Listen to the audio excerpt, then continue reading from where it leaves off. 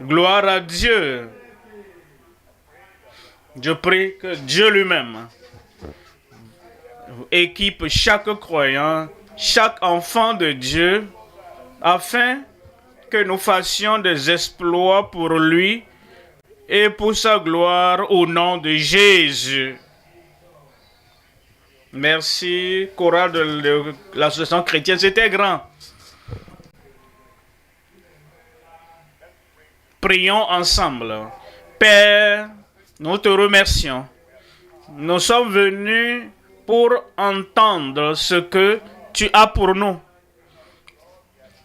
Nous ne préparons pas le programme, mais c'est toi qui nous dire ce que tu veux. Et nous prions que ce que tu nous diras, tu nous enseigneras, tu nous instruiras, afin que cela porte du fruit dans chaque vie, dans chaque ministère et dans chaque église ici et partout au nom de Jésus. Merci Seigneur parce que nous savons que tu as exaucé. Au nom de Jésus, nous prions. Que Dieu vous bénisse, vous pouvez vous asseoir.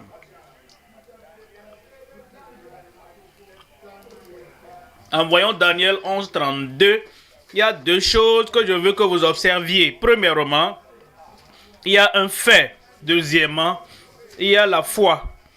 Plusieurs ne font aucune différence entre un fait et la foi. Un fait est quelque chose qui est là. Que nous soyons à l'Occident, au Nord, à l'Orient, un fait demeure un fait. Un fait ne dépend pas de tes sentiments, de ta compréhension. Un fait ne dépend pas de ce que tu fais de ce fait. Mais la foi, par contre, dépend de ton acceptation, de ta croyance et des actions que tu mènes et sur ta position. Le soleil se lève, ça c'est un fait. Que tu acceptes ou pas, c'est un fait. Et le soleil se couche, ça c'est un fait. J'accepte ou je n'accepte pas, j'amène mon ignorance et je mets en place mon ignorance. Comment se fait-il que le soleil va se coucher? Bon, le soleil se couche quand même. C'est un fait. Tu bois de l'eau et ça apaise la soif. Tes émotions n'ont rien à faire dedans. Ça, c'est aussi un fait. Que tu sois dans le désert ou bien que tu sois dans un territoire aride, un fait demeure un fait. Je vais maintenant vous lire le fait. Et c'est ce que Dieu a dit. Que comme le soleil se lève et le soleil se couche, ceci, ce que je vais lire maintenant est le fait. Voyons cela. Il séduira par les flatteries les traîtres de l'alliance.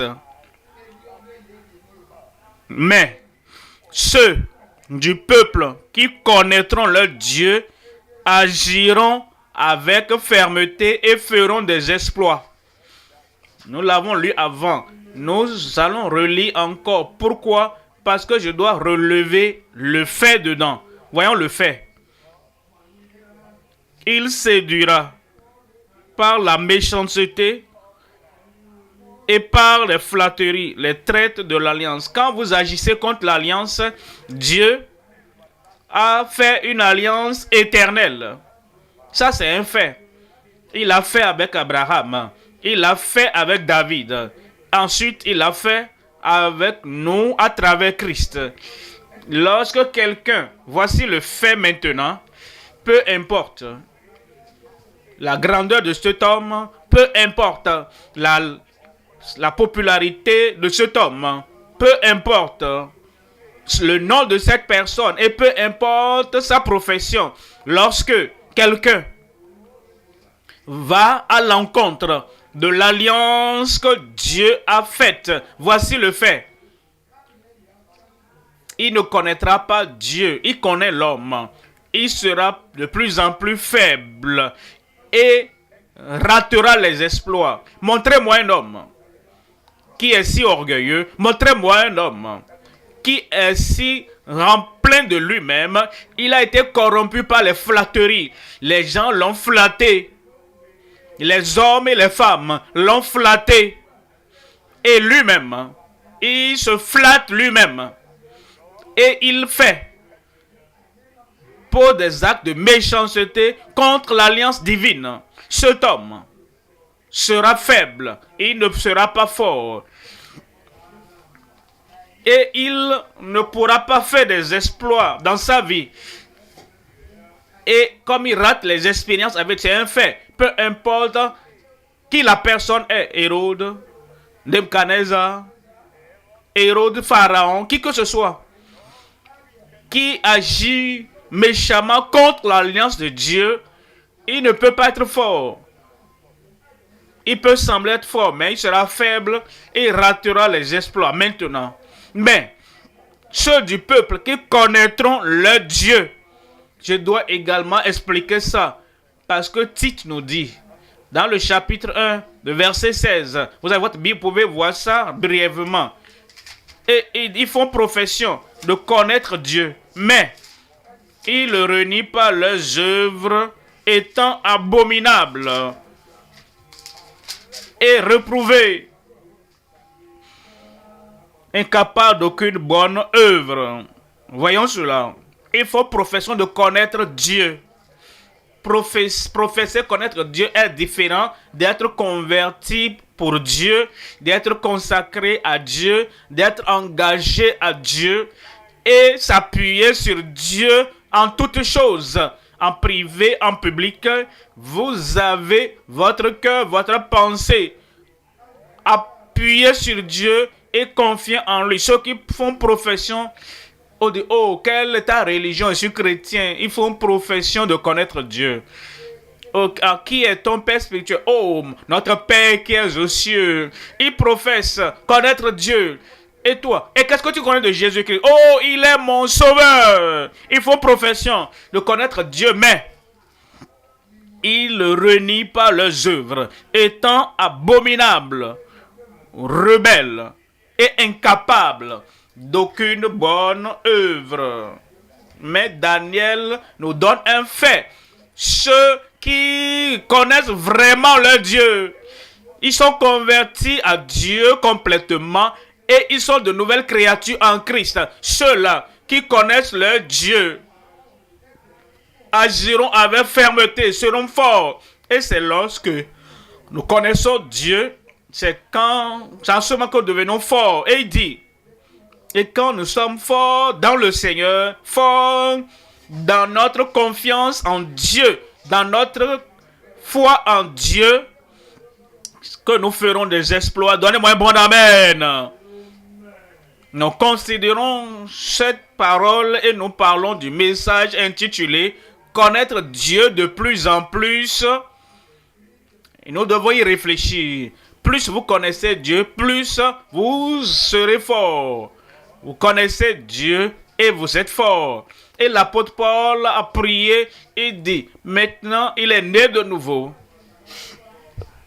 Il a reçu la parole à Damas. Il a prêché à Damas. Il est allé à Jérusalem. Il est allé à Antioche. Et il est allé à Illyrie. Il est allé partout, disant, prouvant que ce Jésus est le Christ. Et il leur a montré dans toutes les Écritures que ce Jésus est le Christ, notre Sauveur. Il a conduit plusieurs au Seigneur. Cependant, il dit, après être né de nouveau, il a dit, après avoir connu les Écritures, il dit, après avoir conduit plusieurs au Seigneur, il dit, afin que je puisse le connaître. Il voulait connaître Dieu davantage. Parce que quand vous connaissez plus Dieu, alors vous faites plus d'exploits et vous êtes plus fort dans le Seigneur. Et je prie que vous connaissez Dieu de plus en plus au nom de Jésus. Philippiens chapitre 3. Connaître Dieu de plus en plus pour des exploits extraordinaires et sans précédent. Philippiens 3 dit ça, afin que je puisse le connaître et la puissance de sa résurrection et la communion de sa souffrance, de ses souffrances. L'église pentecôtiste doit faire très attention pour que, de façon astucieuse, que nous ne retranchons rien de la parole de Dieu. Philippiens 3, 10. Vous savez, plusieurs ôtent la persécution, plusieurs retranchent les choses que nous endurons dans la vie. Ils retranchent cela de la parole, mais nous en avons besoin. Parce que comme le vent souffle, les arbres qui sont vraiment secs, mais qui semblent debout, le vent les font tomber. Mais les jeunes arbres, jeunes arbustes ont besoin du vent pour les pousser par-ci par-là, parce que c'est ce qui rend ces arbres forts. Nous avons besoin de tout ce que Dieu permet, de toutes les persécutions que Dieu permet, de toutes les oppositions, de tous les critiques que le Seigneur permet. S'il le permet, nous en avons besoin, afin que nous ayons la communion de ses souffrances. Et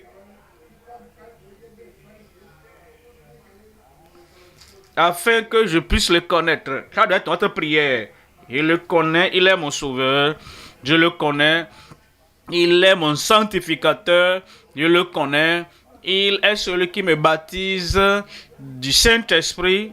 L'apôtre Paul a enduré tout cela. Cependant, il dit, il y a plus de Dieu que je veux connaître. Et il dit, je veux le connaître davantage. Verset 11. Verset 11, il dit, si je puis, par tout moyen, je puis à la résurrection d'entre les morts. Verset 12. Ce n'est pas que j'ai déjà remporté le prix. Quand certains sont sauvés, ils pensent qu'ils sont parvenus au sommet. Et ils pensent qu'ils ont tout eu. L'apôtre Paul dit, oui, je suis sauvé. Mais ce n'est pas que j'ai déjà remporté le prix. L'apôtre Paul dit, vous êtes témoins comment je me suis comporté dans la justice, dans la sainteté. Nous avons vécu devant vous.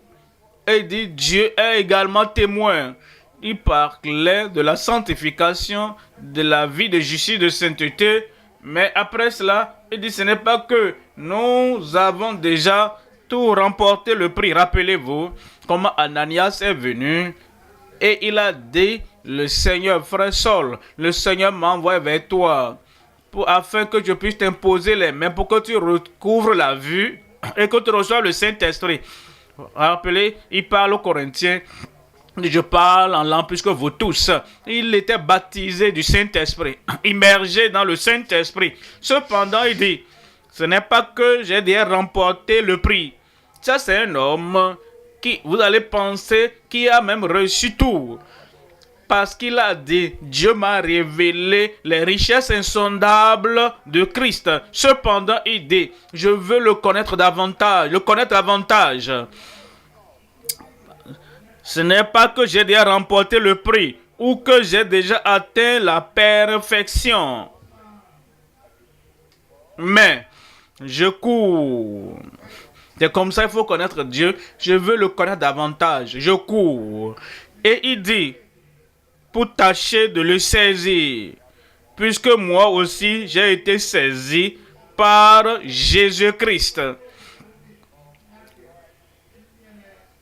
Verset 13. Frère, je ne pense pas l'avoir saisi, mais je fais une chose. En se réveillant le matin, je fais une chose. En lisant ma Bible, voici ce que je fais. Ayant une nouvelle opportunité, un nouveau privilège, voici je fais. Oubliant ce qui est en arrière et oubliant ce qui est en arrière et me portant vers ce qui est en avant. Verset 14, je cours vers le but pour remporter le prix de la vocation céleste de Dieu en Jésus-Christ. Le fait, quand vous connaissez Dieu, et vous connaissez Dieu davantage, vous devenez plus fort et plus fort. Et maintenant, vous êtes capable de faire des exploits extraordinaires et sans précédent. Nous considérons donc connaître Dieu de plus en plus pour des exploits extraordinaires et sans précédent. Il y a 3 points à considérer. Premièrement, le dévouement pour des exploits à travers toute la parole. Deuxième point, faire des exploits sans exploiter les faibles. Faire des exploits sans exploiter les faibles. Troisième point, démontrer les exploits dans son œuvre d'évangélisation. Le premier point, le dévouement pour les exploits à travers toute la parole. Il nous a donné sa parole afin que, à travers cette parole, nous connaissons tout ce qu'il a pour nous. Croyons à tout ce qu'il a pour nous, afin que nous nous approprions de tout ce qu'il a pour nous. Et ensuite, que nous démontrions tout ce qu'il a pour nous. Le dévouement pour les exploits à travers toute la parole. En Matthieu 28, 18, Jésus s'étant approché, leur parla ainsi: tout pouvoir. Et dit: ne regardez pas ailleurs, tout pouvoir est avec Christ. Il dit: ne donnez pas votre cœur, votre vie, votre engagement à une autre personnalité cachée quelque part. Parce que tout pouvoir m'a été donné dans le ciel et sur la terre. Et dit ici-bas, et également au ciel, et entre le ciel et la terre, il n'y a aucune autre puissance dont vous avez besoin, parce que tout pouvoir sur la terre, au ciel, appartient à Christ. Et vous avez besoin de la puissance. Je demande, est-ce que vous avez besoin de la puissance? La puissance est en Christ. Et quand vous venez à Christ et vous venez à sa parole, toute la puissance dont vous avez besoin sur la terre pour faire quoi que ce soit qu'il faut faire sur la terre, vous l'avez de Christ. Et si vous le laissez et vous allez à une autre source, l'église peut ne pas le savoir, même ta famille peut ne pas le savoir. Si tu vas vers une autre source et tu dis que tu es en train de chercher la puissance là-bas, ça ne va pas être une puissance légitime. Ce ne serait pas une puissance céleste. Ce serait une puissance démoniaque et satanique. Parce que tout pouvoir, déjà, si cette puissance ne vient pas de Christ, elle ne fait pas partie de ceci. Tout pouvoir m'a été donné dans le ciel et sur la terre. Dans le verset 19, il dit: allez, allez, allez donc. Vous allez parce que toute la puissance est avec lui. Il a toute la puissance et c'est dans sa parole. Et quand vous venez à lui, même aujourd'hui, vous l'aurez au nom de Jésus.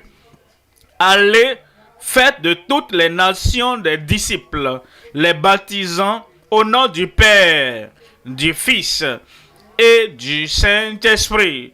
Verset 20, il dit: et enseignez-leur à observer tout ce que je vous ai prescrit. Enseignez-leur à observer tout ce que je vous ai prescrit. Bon, nous sommes des croyants nous sommes des croyants depuis un moment, je ne dois pas vous dire qu'il a dit tout ce que je vous ai observé. Et c'est une personne, prophète, un apôtre, un prédicateur, un évangéliste, un pasteur, un enseignant, et il dit qu'il a cette nouvelle révélation pour un chemin pour le salut, il n'y a rien de nouveau. Tout ce dont nous avons besoin pour respirer, tout ce dont nous avons besoin pour croire, tout ce dont nous avons besoin pour déclarer, nous a été déjà donné. Enseignez-leur à observer tout ce que je vous ai prescrit. Et voici, dites-moi, qu'est-ce que vous voyez après voici, là, il y a quoi? Encore? Et je suis avec vous tous les jours jusqu'à la fin du monde. Et tout le monde dit, maintenant, nous devons faire la différence entre le fait et la foi. Quel est le fait ici? Je suis avec vous tous les jours. Ça, c'est le fait. C'est ce qu'il a dit. Et il a mentionné cela comme un fait. Quelqu'un vient et nous disons beaucoup de choses dans la prière. Oh Seigneur, viens! Mais il nous a donné le fait déjà, non? Est-il dit de venir encore? Comprends le fait. Là où 2 ou 3 sont assemblés en mon nom, qu'est-ce qu'il a dit? Je suis là au milieu d'eux. Ça, c'est un fait. Et les gens disent, oh, vous là, vous ne croyez pas. Et parce que vous ne croyez pas, la présence de Dieu n'est pas ici. Vous avez raté la différence entre la foi et le fait. Parce que vous ne croyez pas, le soleil ne se lève pas le matin. Ça ne peut pas être possible. Le soleil va se lever. Vous le croyez ou pas, ou vous l'acceptez ou pas, vous dormez ou vous réveillez en retard. Vous serez surpris quand vous le voyez. Vous regardez au dehors, par la fenêtre, le soleil s'est déjà levé. Donnez-moi un bon amen. Le fait ne peut être changé par mes sentiments. Oh, je ne me sens pas bien, je ne me sens pas vraiment grand, que c'est quelque chose comme ça. Voici le fait. Ça ne dépend pas de tes sentiments. Et voici, je suis avec vous. Pendant combien de temps? Le Seigneur est avec toi tous les jours. Enregistre ça comme un fait dans ta vie jusqu'à la fin du monde. Il y a 3 éléments dans ce premier point. Premièrement, renoncer à la chair pour les exploits. Deuxième élément, dénoncer la folie pour les grands exploits.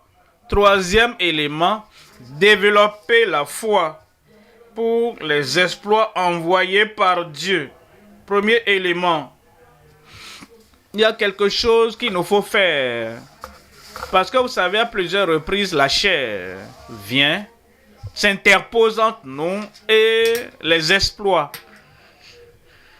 Parfois, nous aimons la nourriture, nous devons aimer la nourriture, mais il faut aimer la nourriture au moment approprié, selon la mesure appropriée. Vous voulez avoir un grand rassemblement à soirée, comme ce soir, nous allons à la grande croisade. Et à 16h, quelqu'un t'invite. Et tu dis, j'ai une croisade ce soir. Je ne peux pas dire non à cette personne. Et ils ont préparé ce repas délicieux. Je ne peux pas dire non. Ce n'est pas que tu ne peux pas dire non, c'est la chair. Tu ne veux pas dire non à ta chair. Ce n'est pas la personne là-bas, c'est ta chair. Et tu vas là-bas et tu t'assois. Et tu bois tout ce qu'il peut boire, tu manges tout ce que tu peux manger, et tu es vraiment plein. Tu es si lourd.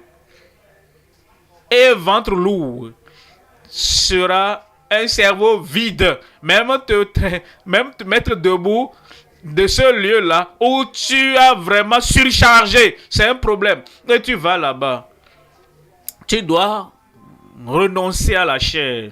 Et parfois, les gens ont de bonnes intentions et ils te veulent du bien. Et ils nous aiment. En particulier, nous d'entre nous, qu'ils pensent, oh, il va ici, il va y passer par là. Et il laisse le confort de sa maison. Et maintenant, il est venu. Et comme tu es arrivé là-bas, on t'invite ici, on t'invite là-bas pour manger au mauvais moment. Est-ce qu'il y a un mauvais moment pour manger? Je pense que oui. Tu vas à cette croisade. Ton ventre ne dérange pas la puissance de Dieu vraiment. Mais quand tu es si lourd, surchargé, la chair va s'interposer entre toi et la manifestation que tu voudrais avoir. Je prie que Dieu nous donne la sagesse. Et dit, Marc 8, 34. Marc 8, 34. Puis ayant appelé la foule avec ses disciples, il leur dit, si quelqu'un veut venir après moi, qu'il renonce à lui-même. Il y a des choses qu'il faut renoncer.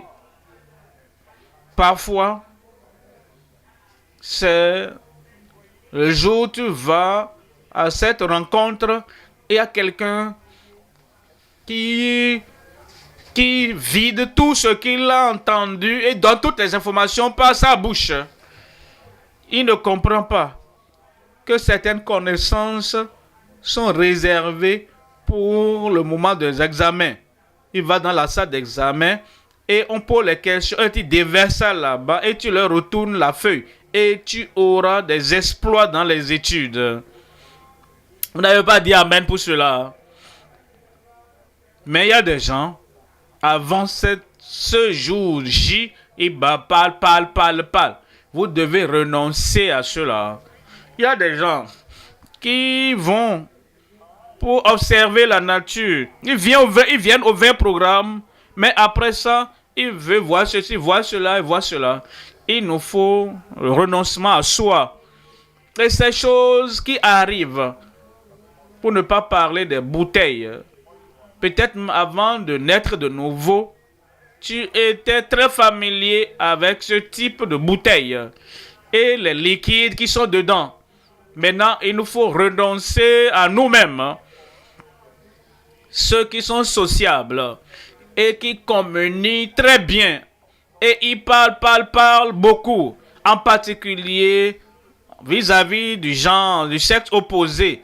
En particulier, si ce sont des hommes avec les femmes, ou bien c'est des femmes avec les hommes. Vous devez comprendre que si vous voulez faire des exploits, il y a des choses qui peuvent ne pas être pécheresses.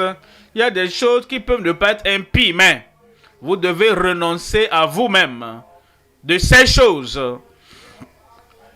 Et de quiconque, si quelqu'un veut venir après moi, qu'il renonce à lui-même. Si j'écris ça lui-même, parce que lui-même ou elle-même, lui-même, elle-même. Et en anglais, lui-même c'est him et je mets H. Si vous aurez quoi en anglais, ça fait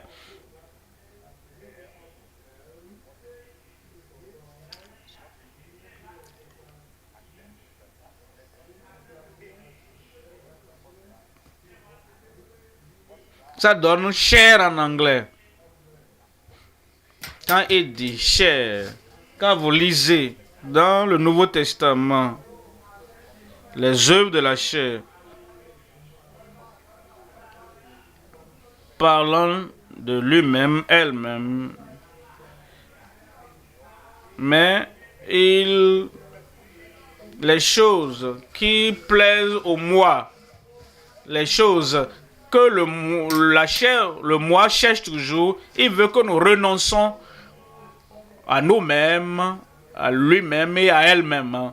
Et quand nous le faisons, vous devez affamer la chair et l'esprit fera des exploits. Et ces exploits vont augmenter dans votre vie et dans ma vie au nom de Jésus. Deuxième élément, dénoncer la folie pour les grands exploits. Dénoncer la folie. Quand nous considérons le mot folie, nous pensons à ceux qui sont au dehors là-bas. Regardez comment cet homme marche, regardez comment il est en train de tituber, regardez comment il conduit. Et nous associons le mot folie à ces gens qui sont là-bas. Mais en Proverbe, chapitre 24, verset 9. Proverbe 24, 9.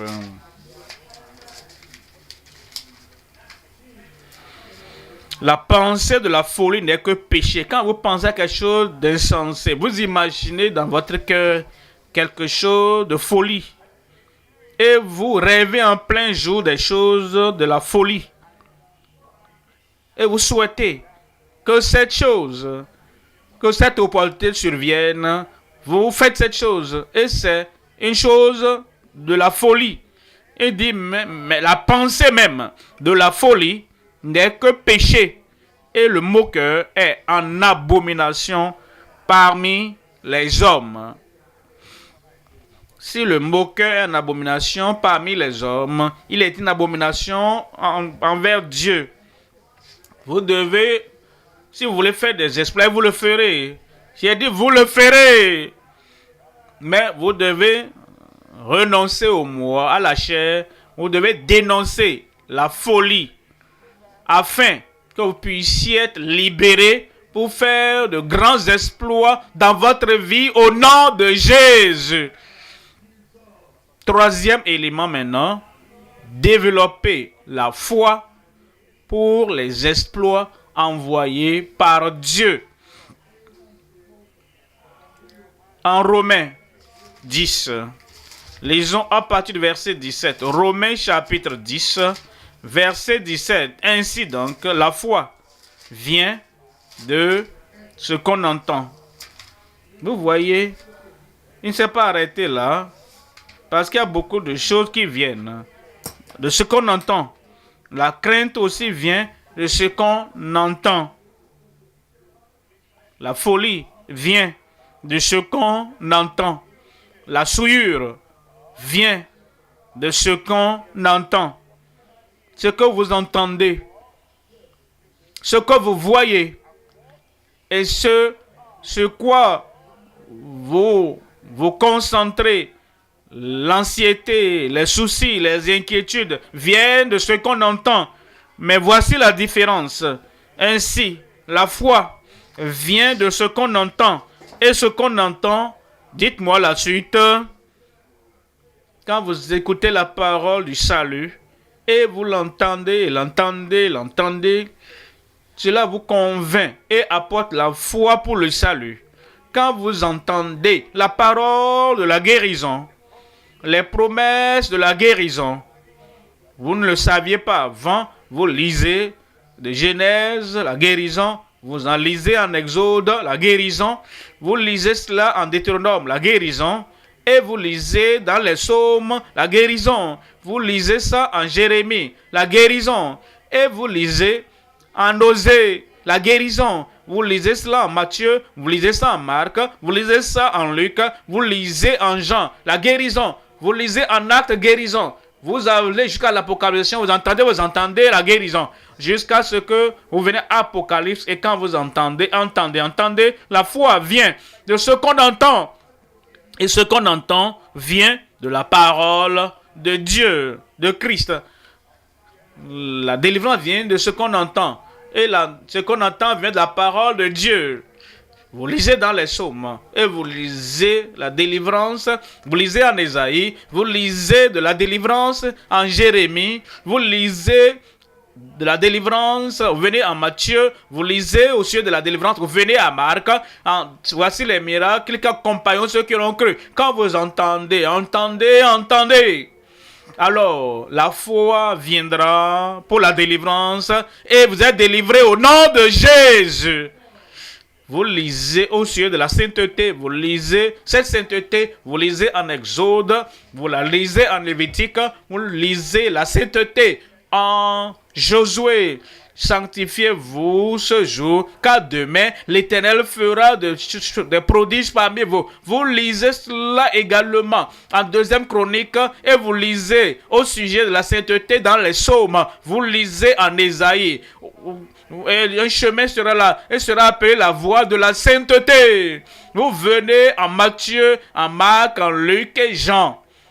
Vous venez en Actes et vous lisez au sujet de la sainteté, 1 Corinthiens, 2 Corinthiens. Vous lisez au sujet de la sainteté parce que la foi vient de ce qu'on entend et ce qu'on entend vient de la parole. Vous la lisez fréquemment jusqu'à ce que toute incrédulité devienne la foi. Et vous aurez la foi pour toute bonne chose. Et le Seigneur a promis. Parce que vous entendez. Alors, la foi vient de ce qu'on entend. Et ce qu'on entend vient de la parole de Dieu. Et je prie que toute la foi dont vous avez besoin pour vous approprier toutes les promesses de Dieu et pour faire des exploits en particulier, que Dieu vous l'accorde au nom de Jésus. Deuxième point maintenant, faire des exploits sans exploiter les faibles. En Matthieu, chapitre 10, lisons à partir du verset 1. Matthieu 10, verset 1. Puis, ayant appelé ses 12 disciples, il leur donna le pouvoir, comme il nous donne la puissance. D'accord? Il te donne le pouvoir. Si tu acceptes ce qu'il te donne, comme ils ont accepté ce qu'il leur a donné, tu donneras un bon amen. Il leur donna le pouvoir de chasser les esprits impurs. Nous devons savoir ce que nous avons. Peut-être que soudainement vous réveillez la nuit et vous avez senti quelque chose que vous n'espériez pas. Et vous dites, ils sont venus. Pourquoi est-ce que tu as dit ça? Ce langage-là était emmagasiné dans ton esprit. Personne n'est venu. Parce que tu as la puissance contre tout esprit impur. Tu as le temple de Dieu. Aucune puissance maléfique, aucun mauvais esprit ne peut venir pour souiller et détruire ton corps. Voici, Christ apparu afin de détruire les œuvres du diable. Tu vivras en bonne santé. J'ai dit, tu vivras en bonne santé. La guérison, la bonne santé pour toi au nom de Jésus. Ce que tu lieras sur la terre sera lié au ciel. Ce que tu rejettes sur la terre sera rejeté au ciel.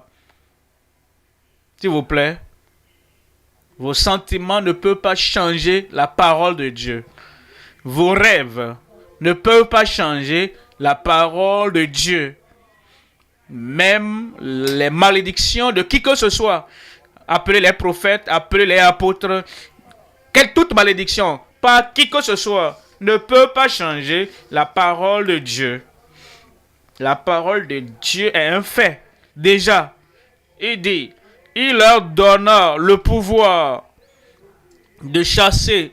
Dites-moi, dites-le à haute voix, les esprits impurs, de chasser et de guérir toute maladie et toute infirmité. Vous voyez le verset 8. Verset 8, il nous dit, guérissez les malades, ressuscitez les morts, purifiez les lépreux, chassez les démons. Lisons la dernière partie ensemble. 1, 2, 3, allez-y. Dites-le, répétez encore. N'exploitez pas les faibles. Pendant que vous faites des exploits, vous l'avez reçu gratuitement du Seigneur. Et vous devez donner ça gratuitement. Si vous allez à une croisade et vous dites, oh, il y a la guérison pour tout le monde ici, il y a la bénédiction ici pour tout le monde. Mais, vous devez comprendre, il y a la bénédiction de $1000, il y a la bénédiction de $5000, il y a la bénédiction de $10,000.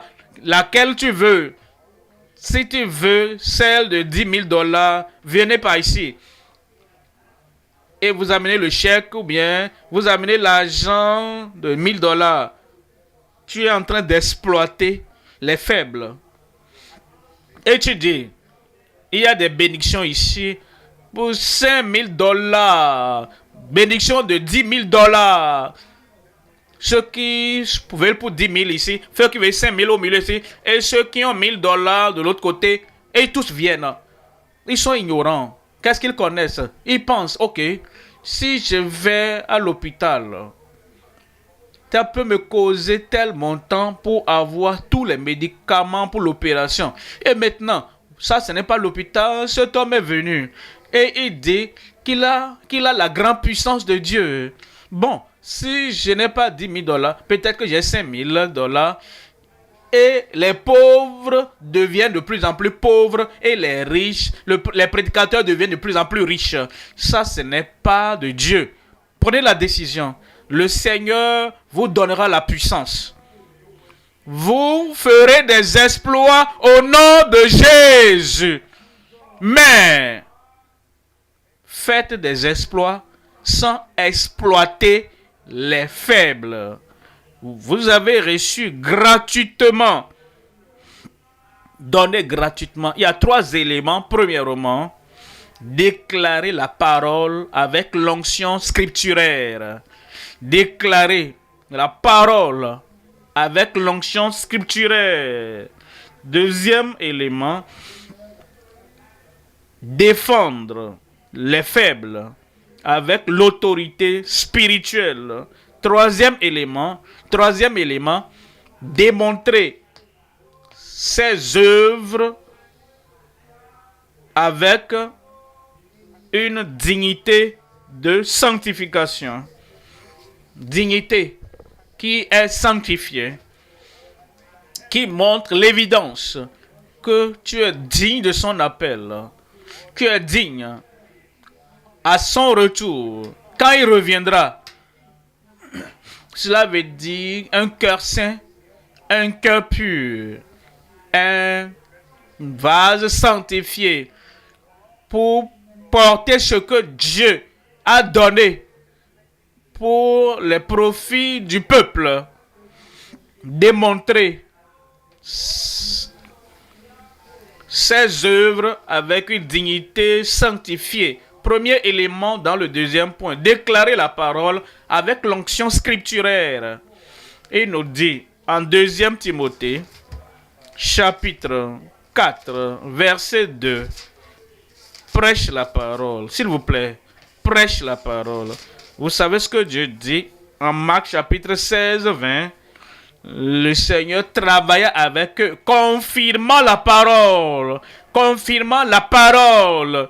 Vous savez, ne prêchez autre chose. Si vous voulez véritablement la confirmation du ciel, prêche la parole.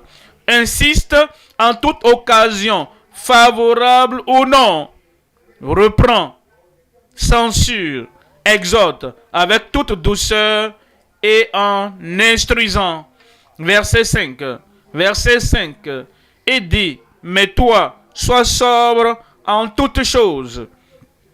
Car la tendance est là pour s'égarer et pour laisser la parole et prêcher ce que le peuple veut. Vous venez à un endroit et c'est un endroit où les gens se noient dans les bouteilles d'alcool, dans les bouteilles de vin local. Et la dernière chose qu'il voudrait que tu parles, c'est l'ivrognerie. Il ne veut pas que tu ailles dans ce domaine-là. Tout ce qu'ils veulent, c'est que tu déclares Dieu est bon, Dieu est miséricordieux, Dieu est amour, et que Dieu vous bénisse tous. Ça, ce n'est pas le bon mot pour l'ivrogne. Il doit se repentir. Il doit se détourner de l'ivrognerie. Il doit se détourner de leur idolâtrie. Prêche la parole. Et ne satisfait pas certaines personnes. Ils font tout pour satisfaire les politiciens. Un ou deux politiciens sont là. Et ils sont assis à un endroit très visible. Et vous avez 2000 autres personnes qui sont venues et qui veulent la parole de Dieu. Et à cause des deux politiciens qui sont assis là, le prédicateur ne peut pas prêcher aux 2000 autres personnes qui sont là. Non, qui sont disposés à se repentir, qui sont prêts à venir dans le royaume. À cause de ces deux politiciens, il dit de bonnes paroles. Oh, nous remercions Dieu pour ceux qui servent notre nation, que Dieu les bénisse. Dieu va les bénir, c'est vrai. Et les 2000 autres attendent. Et ils ne sont pas des politiciens. Est-ce que quelqu'un peut m'aider à dire aux prédicateurs, parlez-nous, prêche aux 2000 personnes qui sont là. Et prêche la parole. En toutes choses. Sois sobre en toutes choses. Supporte les souffrances. Supporte les souffrances. Vous savez, parfois, Dieu veut que vous soyez dans ce lieu-là, dans cette église. Et cette église n'a pas assez d'argent, ils n'ont pas de dollars. Et quand vous faites les offrandes, vous voyez des billets sales. Et on compte. Ça là, ne peut même pas envoyer mes enfants à l'étranger pour les études. Supporte les souffrances. Ne quitte pas, ne va pas d'église en église parce que tu cherches un type d'assemblée qui pourra bien te payer. Tu n'es pas dans le ministère pour cela. Supporte les souffrances. Fais l'œuvre d'un évangéliste. Remplis bien ton ministère. Le Seigneur donne les preuves célestes à ton ministère au nom de Jésus. Et que le Seigneur fasse que sa parole produise des fruits dans ta vie au nom de Jésus. Deuxième élément maintenant, défendre les faibles avec l'autorité spirituelle. En réalité, si vous avez de l'argent, au lieu de vouloir avoir plus et plus d'argent, regardez les faibles qui sont là. Regardez les malades qui sont là. Et regardez les pauvres qui n'ont rien. Et vous avez plus que 100 fois ce qu'ils ont. Ce que les pauvres de l'assemblée ont. Amène l'argent, sors l'argent et prêche. Que l'enlèvement peut avoir lieu à tout moment. C'est ce que tu prêches. Montre que tu crois cela. Tu prêches que Christ peut revenir à tout moment. Montre que tu crois à cela. Maintenant, si tu prêches cela, quand Christ viendra et qu'il enlève les croyants, tout ce que nous avons sera laissé derrière pendant que nous serons partis au ciel. Je cherche ce jour. J'espère que je vais te voir. Nous irons ensemble au ciel au nom de Jésus. Mais vous savez quoi? Nos comptes bancaires ne seront pas enlevés. L'argent que nous emmagasinons là, le dollar, le naira, le CFA, l'euro, ne sera pas enlevé avec nous au ciel. N'est-ce pas? Maintenant, quand nous serons enlevés, que nous serons partis, tout l'argent, mais pensez à tout l'argent, même l'argent que les prédicateurs seuls ont. Et l'antéchrist qui viendra après notre enlèvement va dire, oh, ces gens-là, ils sont partis maintenant. Personne ne touche à leur compte et ils vérifient. Ils ont leur manière de vérifier ce que tu as, ce que j'ai, ce que chacun a.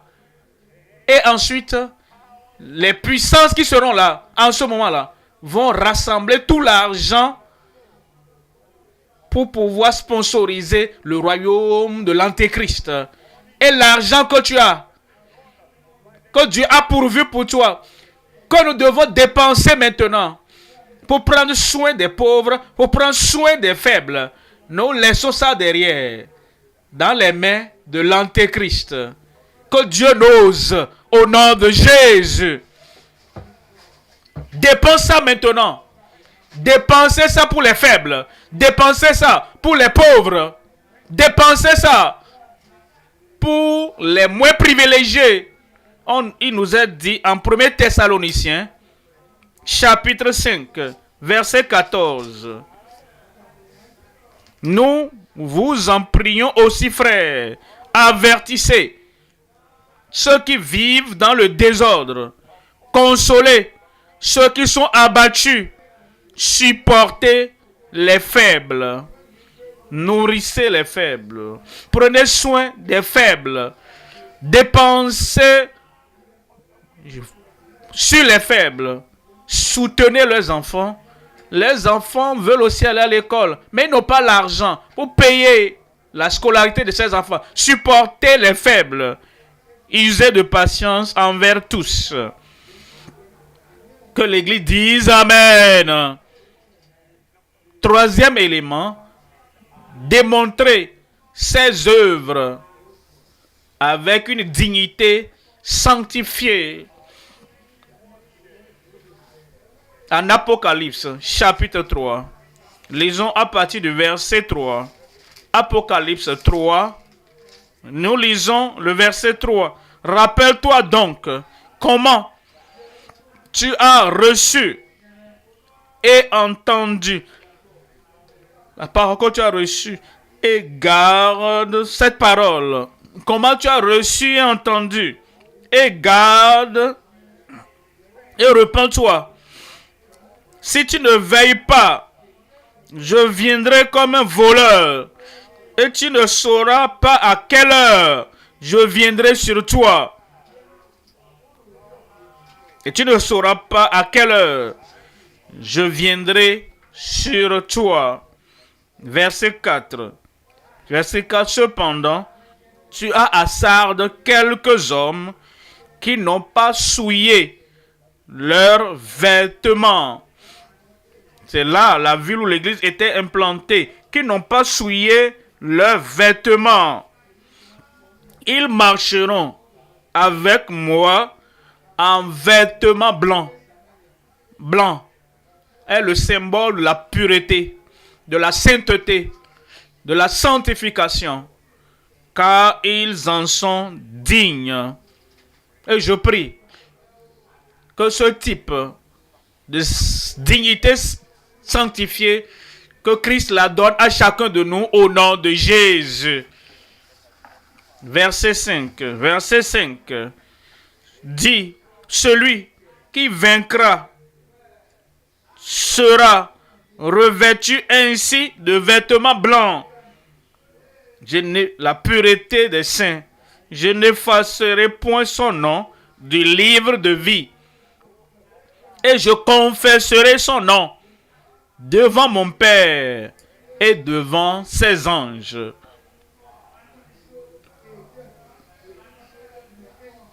Amen. La plus grande des choses que tu puisses avoir, comme le temps passe, quand l'éternité est venue, et tu iras là-bas, en haut là-bas, et quel que soit ce que les gens disent de toi ici sur la terre, bon ou mauvais, positif ou négatif, quel que soit ce que les gens disent, ça ne comptera pas. Ayant peuvent mentir contre toi. Ils peuvent même mentir et dire quelque chose de bon. Et disent, oh, tu as ceci, tu as cela. Et ils savent que c'est faux. Quelque chose que les gens disent. Et ils peuvent aussi fabriquer de faux mensonges contre toi, ne comptera pas. Mais quand tu seras là-bas, et Jésus te confesse ton nom devant son Père et devant les anges de Dieu au ciel. Ça, c'est la vraie chose qui compte à partir de ce moment et pour toute l'éternité. Troisième point maintenant. Troisième point, démontrer les exploits dans son œuvre d'évangélisation. Il nous a donné l'œuvre à faire. Et quand nous parlons d'exploits, nous ne démontrons pas les exploits. Quelqu'un va au bord de la route et dit, je vais démontrer les exploits. Et il est debout là. Et peu importe le type de véhicule qui vient, même s'il me cogne, je ne vais pas mourir. Ça, ce n'est pas le type d'exploit dont nous parlons. Quelqu'un dit, vous savez, l'habit qu'il porte, il n'a pas lavé ça il y a 3 ans. Et je porte ça chaque jour. Et dit, la chose n'a pas d'odeur. Ça, ce n'est pas le type d'exploit dont nous parlons. Nous parlons d'exploit dans l'œuvre d'évangélisation dans le monde. Le monde d'évangélisation. L'évangélisation qu'il nous a confiée quand il a dit aller partout dans le monde et prêcher la bonne nouvelle à toute la création. Ça, c'est le type d'œuvre qu'il nous a confié. Et c'est là où nous devons démontrer les exploits. Et vous le ferez au nom de Jésus. Voyons 3 éléments. Premièrement, évangéliser avec une grande consécration personnelle. Deuxième élément, les exploits dans l'accomplissement de la grande commission. Troisième élément, édifier et purifier l'Église glorieuse. Revenons au premier élément du troisième point, évangéliser avec une grande consécration personnelle. Marc, chapitre 16. Je vous lis le verset 15. Puis il leur dit, allez par tout le monde et prêchez la bonne nouvelle à toute la création. C'est dans le mouvement et dans l'action d'aller dans le monde entier, c'est en ce moment que la puissance de Dieu sera manifestée à travers toi au nom de Jésus. Verset 16. Verset 16. Celui qui croira et qui sera baptisé sera sauvé. Plusieurs seront sauvés dans ton ministère au nom de Jésus. Celui qui ne croira pas, dites-moi, dites-le à haute voix. Certains prédicateurs ont l'habitude de lire les aspects positifs. Vous voyez, la pièce a 2 faces. La face et la pile. Jésus a dit, vous prêchez. Celui qui croira sera sauvé. Qui croit et sera baptisé. Mais les prédicateurs survolent la deuxième partie et ils disent que vous n'entendrez jamais rien de négatif de ma bouche. Alors la damnation jamais. Et ils se taisent sur ce sujet jusqu'à ce qu'ils ne croient même plus à cela. Donne-nous toutes les paroles de Christ. Ce n'est pas ta parole. Tu n'as pas d'autorité pour éditer la parole de Christ. Il est le grand évangéliste. Il est le grand berger. Il est le grand sauveur. Et il est venu chercher sauver ce qui était perdu. Maintenant, il a confié l'œuvre d'évangélisation entre nos mains.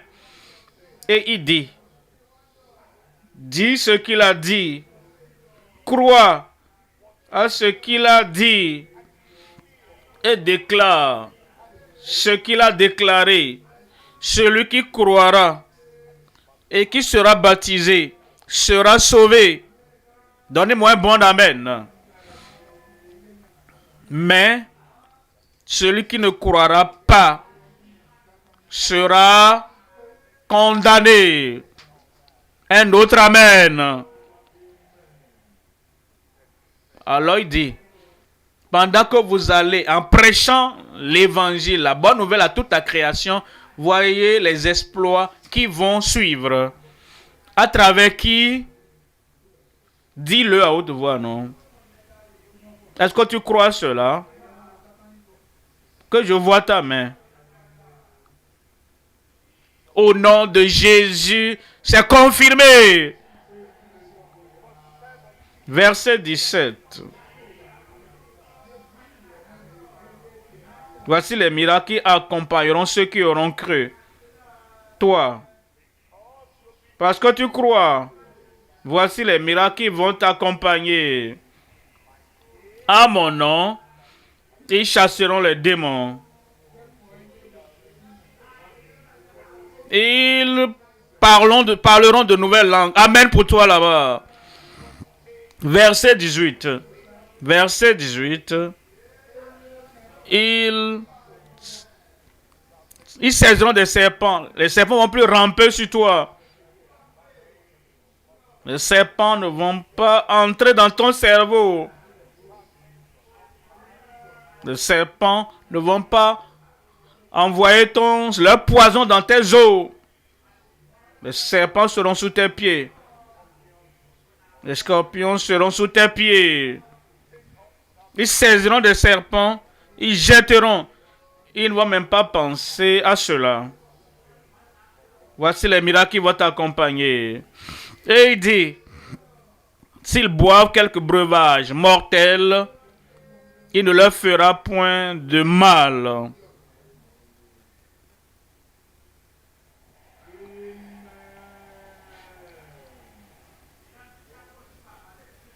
Nous ne buvons pas délibérément, mais si quelqu'un, sur le champ d'évangélisation, tu ne peux pas avoir tes réchauds, si quelqu'un veut jouer un jeu dangereux avec ta vie, et par accident, tu bois une chose mortelle, comme ça entre, c'est comme ça sera balayé de ton corps. Ils imposeront les mains aux malades. Où sont les mains qui vont être imposées? Où sont les mains qui seront imposées aux malades? Ces mains. Cette main-là. Telle main là-bas. Ta main là-bas. Oui. Au dehors là-bas. Je sais que vous êtes au dehors là-bas. Vos mains. Vous allez les imposer aux malades. Et les malades seront guéris au nom de Jésus.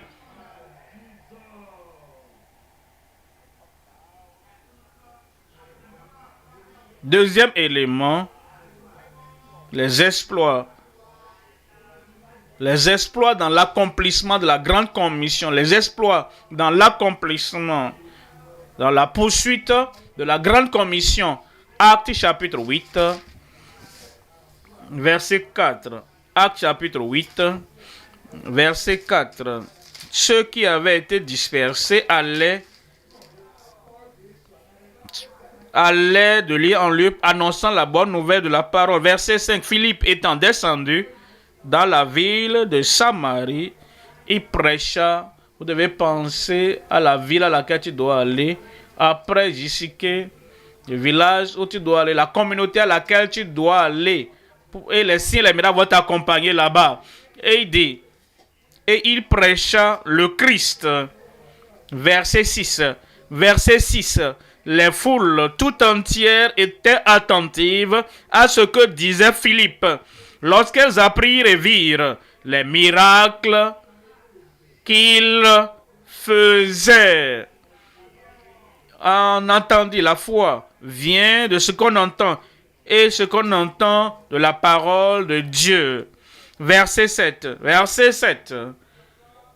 Car des esprits impurs sortirent de plusieurs démoniaques en poussant de grands cris. Et ça va arriver à travers les Philippe d'aujourd'hui. Assis là-bas.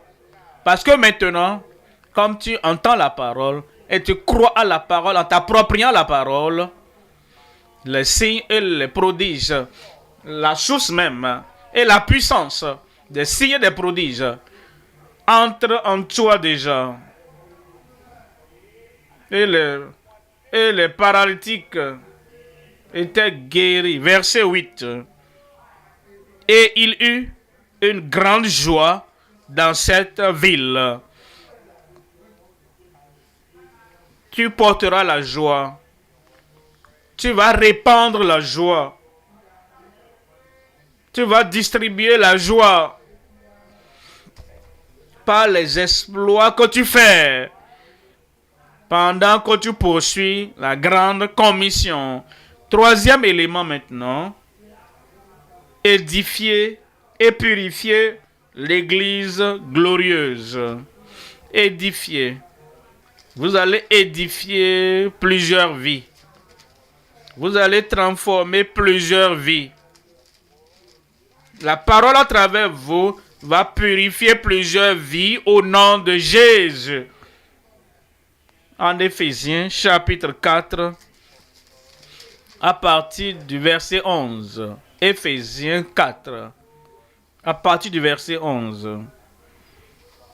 Et il a donné les uns, dites-moi, dites-le à haute voix, il a donné les uns comme quoi, vous savez, il y a des assemblées, ils regardent leurs dirigeants et ils disent, pourquoi est-ce que nos dirigeants portent à tel non. Un comité vient et ils disent, notre dirigeant, à partir d'aujourd'hui, tu es un apôtre. Tout le monde peut donner un titre à un apôtre, mais quand Christ donne ce titre, apôtre, la puissance apostolique l'accompagne. L'autorité apostolique l'accompagne. Et si Dieu te donne un apôtre, l'autorité dans ta vie, la puissance dans ta vie, les autres comme prophètes, les autres comme prophètes. Maintenant, les prophètes du Nouveau Testament sont totalement différents des prophètes de l'Ancien Testament. Les gens ne réalisent pas cela. Lisez dans Actes des Apôtres. Silas est resté là-bas, étant aussi un prophète. Silas, aussi un prophète. Et quand vous lisez Actes chapitre 16, le magistrat a dit que ces hommes s'en aillent, se référant à Paul et à Silas. Et Paul a dit, vous nous avez battus, nous qui sommes romains, et vous nous dites d'aller en secret, qu'ils viennent et qu'ils nous disent de partir eux-mêmes. Et ils ont dit à ces magistrats, et ils ont dit, ces gens-là sont romains. Quand vous lisez tout le chapitre, il dit, et les apôtres, quand ils sont sortis, on se réfère à Paul, on se réfère à Silas comme apôtre.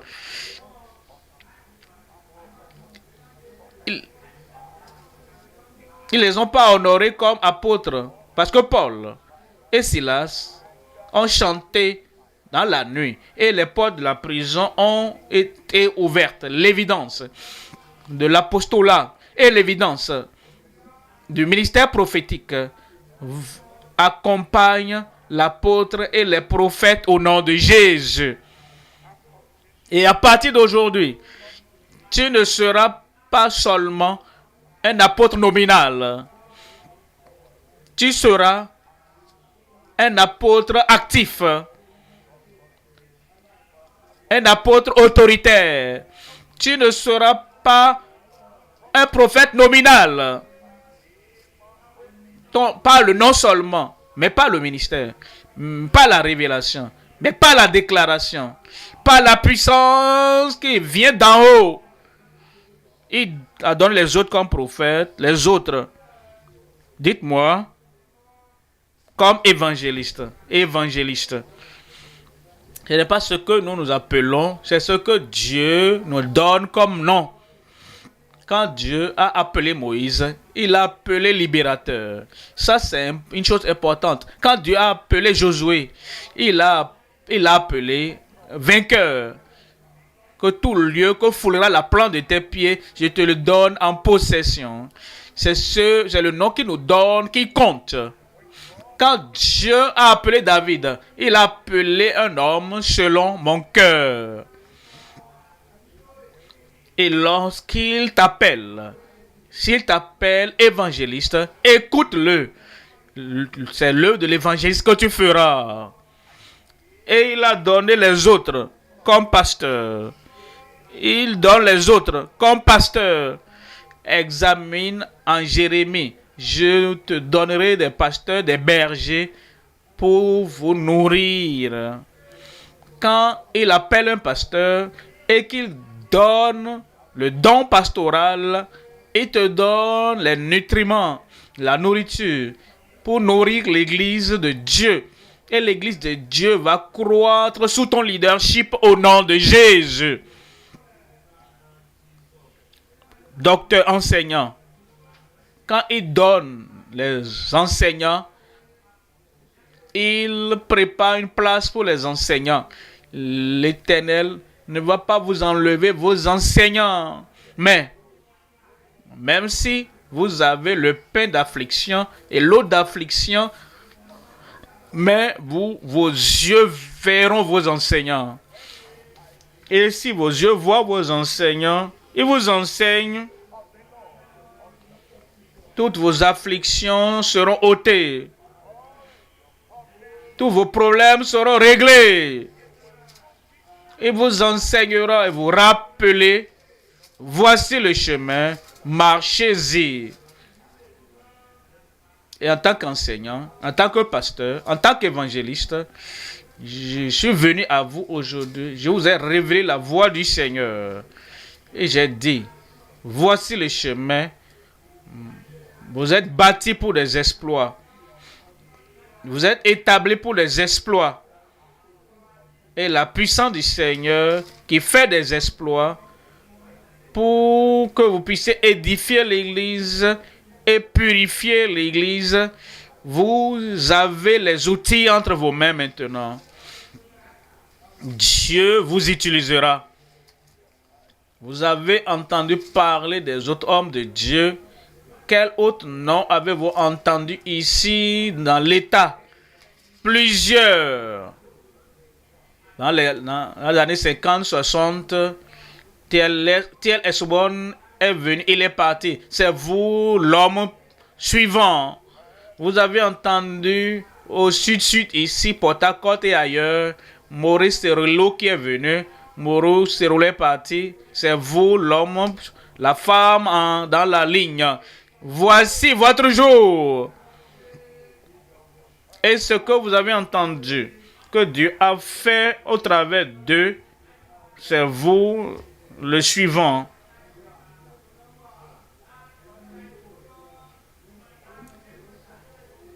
Le Seigneur ira avec vous. Son esprit va avec vous. Sa puissance va avec vous. Si le pasteur tel était là, ceci va arriver. C'est toi qui es là. C'est toi qui es là. Dis, je suis là. Je suis là. Les signes et les prodiges vont m'accompagner. Lève-toi maintenant et accepte-le. Lève-toi et approprie-toi cela. Lève-toi et sois déterminé pour aller agir. C'est toi l'homme. C'est toi la femme. Le Seigneur ne va pas échouer. À travers toi, il accomplira cela. Ouvre ta bouche et parle au Seigneur. Accepte. Crois. Approprie-toi. Et agis. C'est toi l'homme. C'est toi la femme.